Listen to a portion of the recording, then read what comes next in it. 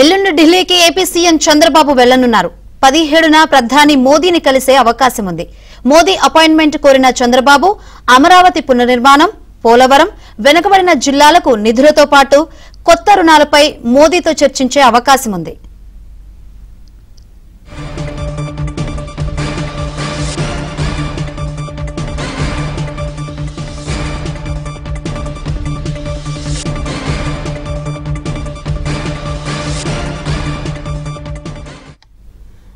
ఎల్లుండి ఢిల్లీకి AP CM Chandrababu వెళ్లనున్నారు. 17న ప్రధాని మోదీని కలిసే అవకాశం ఉంది. మరి ఏ అంశాలు చర్చిస్తారేంటో తెలుసుకుందాం. మా ఢిల్లీ బ్యూరో చీఫ్ కృష్ణ సిద్ధంగా ఉన్నారు. కృష్ణ, శంకరి 16వ తేదీ రాత్రి ఏపీ సీఎం చంద్రబాబు నాయుడు ఢిల్లీకి రావాలనుకుంటున్నారు. అయితే 17వ తేదీన ప్రధాని మోదీని కూడా ఆయన కలిసే అవకాశం ఉంది. 17వ తేదీ మోదీ అపాయింట్మెంట్ ఇస్తే ఖచ్చితంగా 16వ తేదీ సాయంత్రం ఆయన ఢిల్లీకి వస్తున్నారు. 17వ తేదీ ప్రధాని మోదీని కలిసి ఆ తర్వాత మరికొంతమంది కేంద్ర మంత్రులను కూడా ఆయన కలబోతున్నారు. 18వ తేదీ 17వ తేదీ రాత్రి ఇక ఢిల్లీలోనే బస్ చేసి 18వ తేదీ ఉదయం మళ్ళీ విజయవాడకు బయలుదేరి వెళ్లే అవకాశం ఉంది.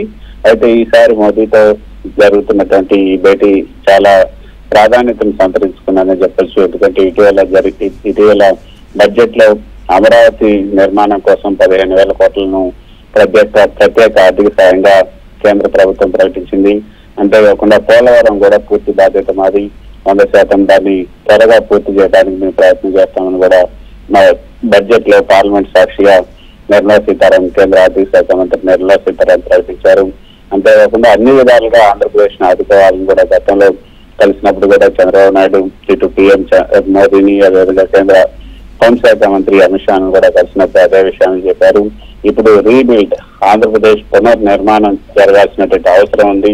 గత 5 ఏళ్లలో జగన్మోహన్ రెడ్డి హయాంలో విభజన కన్నా కూడా ఎక్కువ నష్టం జరిగింది, విధ్వంసం జరిగింది అని కూడా పదే చెప్తున్నారు. సో రీబిల్డ్ అమరావతికి సంబంధించి, రీబిల్డ్ ఏపీకి సంబంధించి కేంద్ర సాయం ఎంతో అవసరం కాబట్టి ఇప్పుడు బడ్జెట్ లో ప్రకటించినటువంటి 15,000 కోట్లతో పాటు గత హయాంలో జగన్మోహన్ రెడ్డి హయాంలో ఏదైతే అధిక వడ్డీకి అప్పులు తీసుకొచ్చారో ఆ అప్పులన్నింటినీ కూడా రీషెడ్యూల్ చేసి వాటిని కొంత తక్కువ వడ్డీకి ఎక్కడైనా ఇప్పించాలని కూడా కేంద్ర ప్రభుత్వాన్ని కోరుతున్నారు. ఒకవేళ ఆ విధంగా తక్కువ వడ్డీకి ఇప్పిస్తే రాష్ట్రం మీద కొంత భారం కూడా తగ్గుతుంది, నెల కట్టే వడ్డీలు కూడా భారం కూడా తగ్గుతుంది.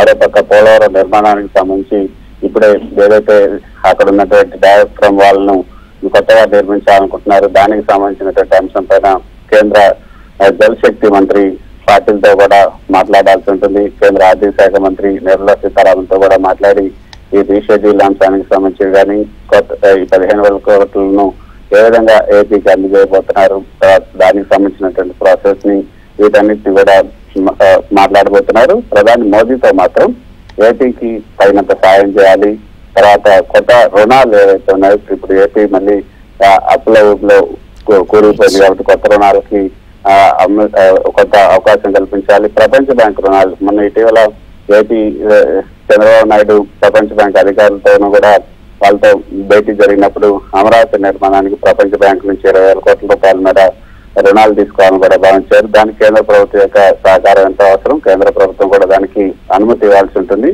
సో దానికి సంబంధించినటువంటి అంశాలను కూడా ప్రపంచ బ్యాంక్ రుణాలకు సంబంధించినటువంటి అంశాలను కూడా ప్రధాని మోదీతో చంద్రబాబు చర్చించే అవకాశం ఉంది. సో వీటన్నిటికి సంబంధించి జరుగుతున్న చర్చ కాబట్టి ప్రధాని మోదీతో చంద్రబాబు నాయుడు సమావేశం అయితే చాలా ప్రాధాన్యతను సంతరించుకుందని చెప్పొచ్చు. ఈ కీలక సమావేశం తర్వాత మళ్ళీ కేంద్ర మంత్రులను కూడా కలిసి 17వ తారీఖు కూడా 16, 17 ఢిల్లీలో ఉండి 18వ తారీఖు మళ్ళీ తిరిగి విజయవాడకు చంద్రబాబు నాయుడు వెళ్ళిపోతున్నారు.